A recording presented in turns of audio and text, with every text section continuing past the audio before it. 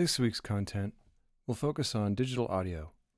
Now that we've studied and understand analog audio and, of course, the acoustic realm, we can now go into the digital realm and begin talking about what happens when we record and play back digital audio.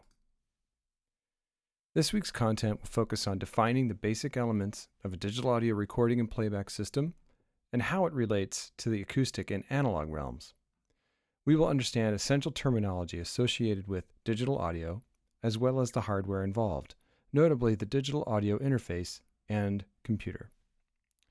Understanding the digital audio recording and playback path is essential to working with modern studio setups.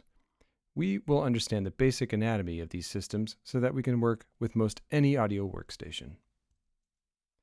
To review, last module we focused on the analog audio realm. We discussed how first a sound must be converted into an electrical signal through the input transducer and then sent to a series of amplifiers in order to boost it to proper levels. We talked about how there are two essential input levels for any audio system, mic level and line level. We talked about how the power amplifier and the output transducer work together to produce an electrical analog audio signal that is powerful enough for us to hear it in the acoustic realm. The digital audio process is essentially inserted in between the preamp and the power amplifier portion of this process. If we understand the analog audio realm, we can then apply the digital audio realm to it. It is important to note that the digital audio realm is a further abstraction of analog audio. It involves a process of encoding an electrical signal into data. When we experience anything in the digital realm, on our phones, computers, listening to streaming audio, we must understand that this is a further abstraction of reality. It is a third step away from real acoustic sound. The digital realm is made up of data. A computer only understands data to operate. Being a machine, computers are very simple. It understands either yes or no, on or off. Those decisions are encoded as digits, either 1 or 0. Each digit is associated with some sort of parameter on the computer. This is called a bit. Bits signify a simple yes or no answer to a parameters question. We string bits together into words or bytes that are usually 8 bits long, and this is a way we can organize all of these decisions. Computers these days are fast and can hold lots and lots of bytes. They can process bytes quickly and produce decisions very, very, very, very fast. We now think about data in terms of kilobytes, megabytes, gigabytes, and even terabytes. We must know what these terms really mean. A kilobyte is 1,000 bytes, a megabyte is 1,000,000 bytes, a gigabyte is 1,000,000,000 bytes, and terabytes are 1,000,000,000,000 bytes. In order for a computer to understand something from our realm, our physical or acoustical realm, it must be encoded.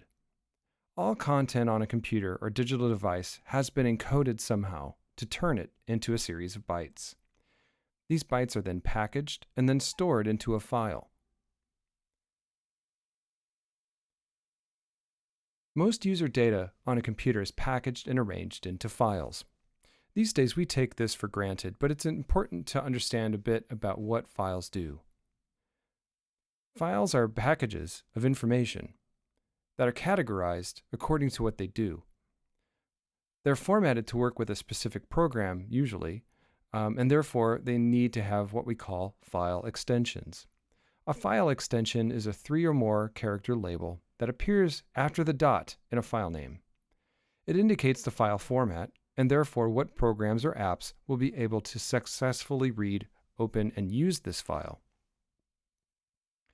Some file extensions are proprietary, meaning that they are only usable by a specific program, operating system, or company. Some are more universal.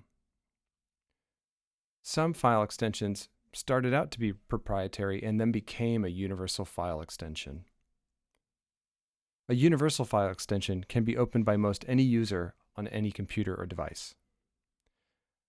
For example, the DOC file extension, originally developed by Microsoft for its Word application, is proprietary to Word, meaning a doc file generally is only openable in a word processor like Word. Now, even things like Google Sheets or Google Docs can open document files, but originally it was intended as a proprietary file. If you're done editing and are able to create a document that is universally viewable but not editable, we generate a PDF. A PDF is a file that is an electronic image of texts or graphics that is universally viewable. PDFs are everywhere, and we use them quite a bit to view lots and lots of kinds of documents that are not editable. In the music realm, we also have this relationship. Proprietary files for digital audio workstations like Logic have specific file extensions. Pro Tools, Logic, Reaper, they all have their own file extensions. However, if you'd like to print or bounce to a stereo audio file that cannot generally be edited, we can then create an MP3 file. This is audio that can be played on almost any digital device, whereas a proprietary file is only usable on a specific application and a specific operating system. An MP3 file is a file that can be played almost anywhere. We will work with many kinds of files in this course. Some are proprietary and some are more universal. We will talk about the common audio file types that are universal, and we will discuss them later.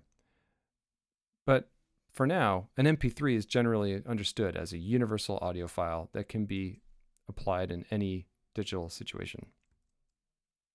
To create these files, we have to sample or encode any analog audio stream. Sampling is the process of encoding or converting a continuously varying electrical signal or analog audio signal into data.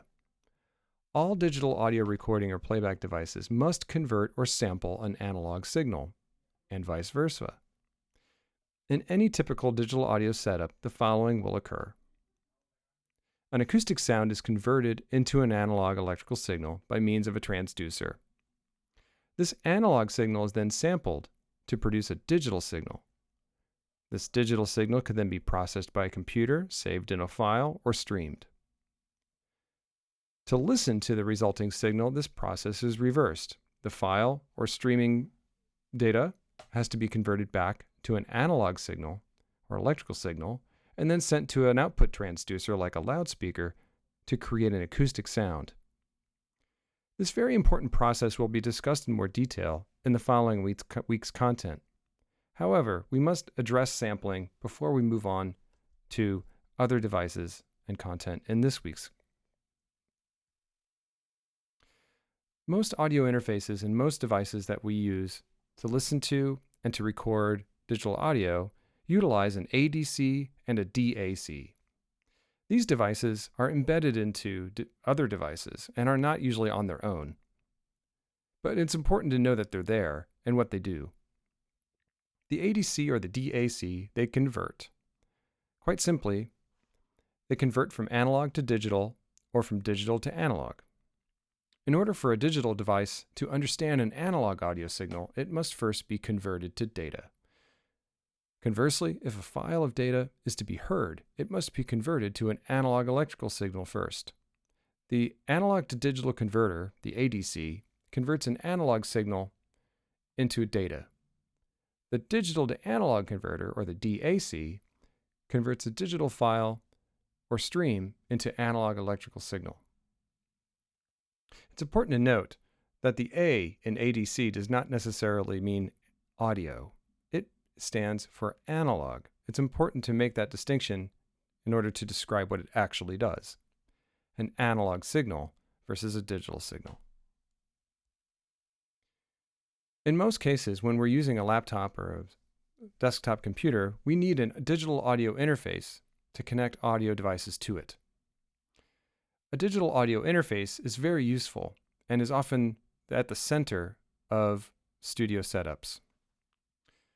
A digital audio interface is a device that connects to a computer or digital device that expands its capacity or capability to accept and distribute multiple kinds of audio signals. A digital audio interface is like a digital mixer. It features a mic in and preamp, a phantom power switch, instrument and line in jacks, an input gain knob, an output volume knob, headphone jack and volume knob, and a way to connect to a computer with a data cable like a USB cable. Digital audio interfaces come in all price points, all shapes and sizes, all capacities. Just like a mixer, though, they do very similar things.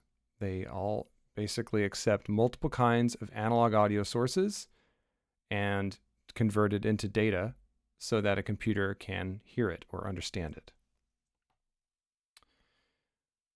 So, in order to describe our digital audio recording path, we must understand these basic functions and the realms in which the audio signal is being sent to.